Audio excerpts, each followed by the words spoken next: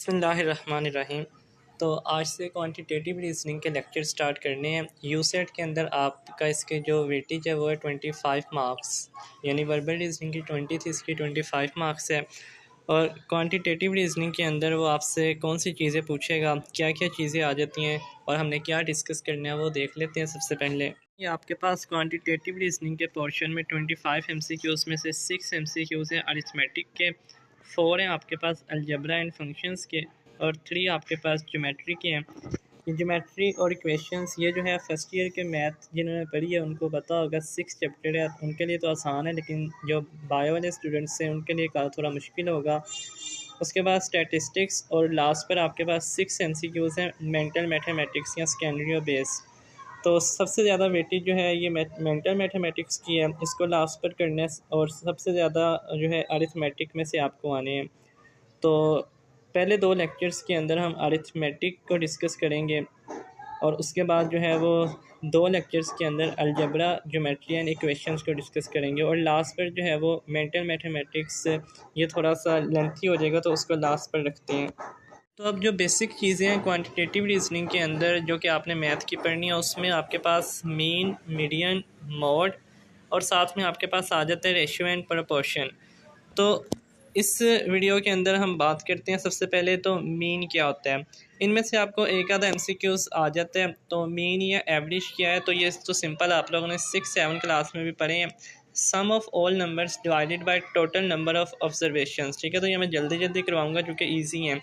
आपने क्या करना होता है कि तमाम नंबर्स को सम करना होता है, जितने भी नंबर आपके पास आ जाते हैं। एग्जांपल देखें, जिस तरह ये आपके पास एग्जांपल है, इन सब को सबसे पहले क्या करना है, आपने ऐड अप करना है, यानी इन सब का प्लस करना है, ठीक है। फिर आपने इनको काउंट करने के कितने डिजिट हैं, जैसे 1 2 3 4 5 6 एंड 7। तो आपने क्या करना है, उसको जो आंसर आएगा ऐड करने के बाद फिर नंबर ऑफ़ जो आपके पास डिजिट्स हैं उनसे आपने क्या कर देना है, डिवाइड कर देना है।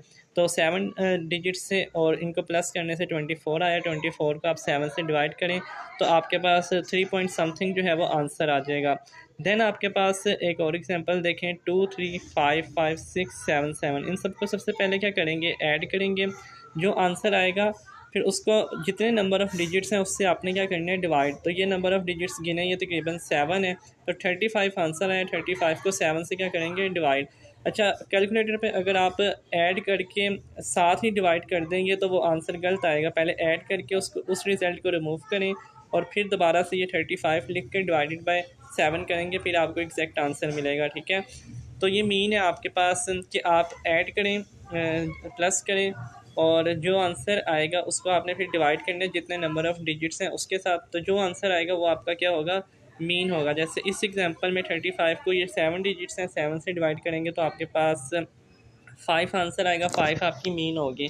और इसमें 24 को 7 से करेंगे 3 पॉइंट समथिंग आता है, तो वो आपका जो है वो मीन होगा। नेक्स्ट सेकंड नंबर पर आपके पास मोड आता है, और मोड भी आप लोग जो है वो 6-7 क्लास में पढ़ चुके हैं।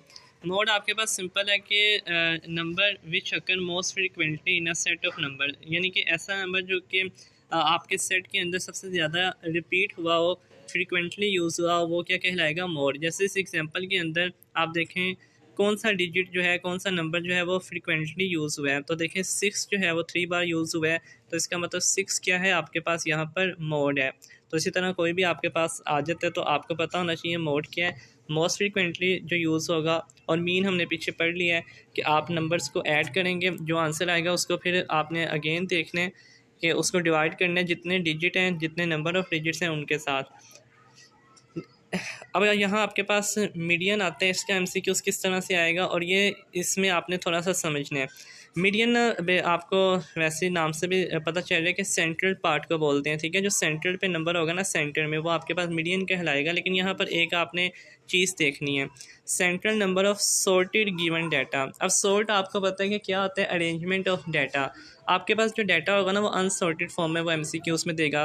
किस तरह से, ये देखें 2 5 1 7 4, इसकी अब अरेंजमेंट नहीं है, अभी ये अनसॉर्टेड डाटा है। इसको सबसे पहले आप क्या करेंगे, सॉर्ट करेंगे, यानी कि सबसे पहले क्या आना चाहिए, सबसे छोटा डिजिट 1, उसके बाद 2, उसके बाद 4, उसके बाद 5 और देन 7। यानी सबसे पहले क्या करेंगे, आप दिमाग के अंदर अपने जहन में उसको सॉर्ट करेंगे, उसकी अरेंजमेंट करेंगे जो आपका डाटा गिवन होगा।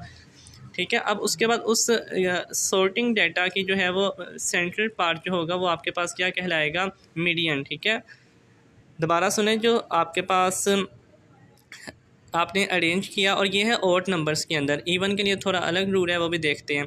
जो आप सबसे पहले क्या करेंगे, अनसॉर्टेड डाटा को सॉर्ट करेंगे, यानी कि आपने क्या करना है, उसको अरेंज करना है। और देन उसका जो सेंट्रल पार्ट होगा, जैसे यहाँ पर 4 है, ठीक है, इस डाटा को सॉर्ट करने के बाद, अरेंज करने के बाद 4 जो है सेंटर में आ रहा है, तो 4 क्या है, मीडियन है। लेकिन अगर डिजिट इवन हो यानी ज़्यादा हो, तो फिर इवन की सूरत में हमेशा आपके पास ना सेंटर पार्ट 2 आया करेंगे, तो फिर उसमें मीडियन कौन सा होगा। देखें, but what if number is even, अगर आपके पास नंबर इवन है, जैसे कि ये आपके पास टोटल कितने नंबर हैं, 1 2 3 4 5 6 है ना। तो अब पहले तो इसे आपने अरेंज करना है ना, सॉर्टिंग करने है डाटा को। तो 2 3 4 6 7 एंड 9, इस डाटा को सॉर्टिंग दी यानी अरेंज किया आपने, तो ये आ गया। अब चूंकि ये इवन था, अब इसका सेंटर पार्ट 2 बन रहे हैं, एक 4 बन रहे हैं और एक 6। तो पहले आपने अरेंज करना है, अरेंज करना नहीं बोलना, ठीक है। तो ये आ गया आपके पास आंसर। अब इसका आंसर ये नहीं है, मीडियन तो एक होगा ना। तो इस सूरत में आपने क्या करना है कि now there are 2 numbers in this case, median क्या होगा, will be mean of these 2 numbers. वो जो आपके पास सेंटर में 2 नंबर आ रहे हैं, उनका मीन निकालना है। और मीन कैसे निकालते हैं, पहले देख चुके हैं कि दोनों डिजिट्स को आपने क्या करना है, जितने भी डिजिट्स होंगे, यहाँ 2 हैं तो दोनों को ऐड करेंगे, फिर जो आंसर आएगा उसके नंबर ऑफ डिजिट से डिवाइड करेंगे। 4 और 6 कितने डिजिट हैं, 2 हैं, और 4 + 6 10, 10 को फिर 2 से डिवाइड किया, 5 5 यहाँ पर क्या होगा, आपका मीडियन कहलाएगा। तो इसको आप लोग देख लीजिएगा, इसमें से आपको एक MCQs आ सकता है। तो मीन, मीडियन, मोड, ये हमने देख लिया। उसके बाद नेक्स्ट आगे चलते हैं, मूव करते हैं। और ये आपके पास लास्ट है स्पीड डिस्टेंस फार्मूला। यहाँ पर थोड़ा अपने समझने, आपके पास कोई भी फार्मूले से रिलेटेड क्वेश्चन आ जाए ना, जिस तरह आपने फिजिक्स वगैरह में पढ़ते रहे हैं, न्यूमेरिकल टाइप, तो उसमें यहाँ पर ट्रिक ये है कि आप लोगों ने हमेशा जो है ना वो यूनिट सेम रखनी है। यानी उसने आपको स्टेटमेंट के अंदर एक का यूनिट और दिया होगा, एक का यूनिट कुछ और दिया होगा। सबसे पहले यूनिट को कन्वर्ट करेंगे, दोनों यूनिट जो है ना जिसको आपने सॉल्व करना है, सेम रखनी है। तो मेक द यूनिट सेम। अब स्पीड का फॉर्मूला आपको पता है डिस्टेंस ओवर टाइम होता है। अगर हम एग्जांपल देखें तो कहते हैं Ali is driving a car on motorway at the speed of 90 kilometre per hour, how much distance he will cover in 30 minutes. यहाँ पर सॉल्यूशन पर जाने से पहले आप लोग सबसे पहले तो ना, चूँकि MCQs आने हैं आपको, आप सबसे पहले अपने जहन में सोचें कि आप को इसका आंसर बगैर सॉल्व किए पता चल सकता है। तो देखें, अगर कोई भी इंसान मोटरवे के ऊपर 90 किलोमीटर पर आवर, ठीक है, 1 घंटे की स्पीड से जो है वो, पर आवर की स्पीड से वो 90 किलोमीटर जो है वो उसकी स्पीड है, तो उसका जो डिस्टेंस है कितना कवर होगा, 30 मिनट में। अगर वो पर आवर में क्या कर रहे हैं, 90 किलोमीटर कवर कर रहा है, तो उसने अब डिस्टेंस कितना कवर करना है, 30 मिनट में। तो हाफ़ के अंदर वो जाहिर सी बात है डिस्टेंस भी कितना कवर करेगा, हाफ़ करेगा, यानी 90 का हाफ़ 45। तो कुछ इस तरह के MCQs होते हैं, ये आप अपने जहन से सॉल्व कर सकते हैं, आपको इसमें फार्मूला वगैरह लगाने की ज़रूरत ही नहीं पड़ती। लेकिन आप जब फार्मूला लगा कर करना है, तो वो फार्मूला देख लेते हैं। सबसे पहले आपने यूनिट सेम करनी है, स्पीड 90 किलोमीटर पर आवर। तो अब टाइम जो है वो 30 मिनट है, लेकिन जो है ना ये आवर के अंदर आपके पास स्पीड का यूनिट है, तो यूनिट सबसे पहले सेम करें। तो टाइम 30 मिनट, तो इसको कन्वर्ट करें आप इसके मिनट को आवर के अंदर। तो 30 मिनट का मतलब है 0.5 आवर, ठीक है। तो आपके पास अब फॉर्मूला क्या यूज़ होता है, स्पीड डिस्टेंस ओवर टाइम। आपने निकालना क्या है, डिस्टेंस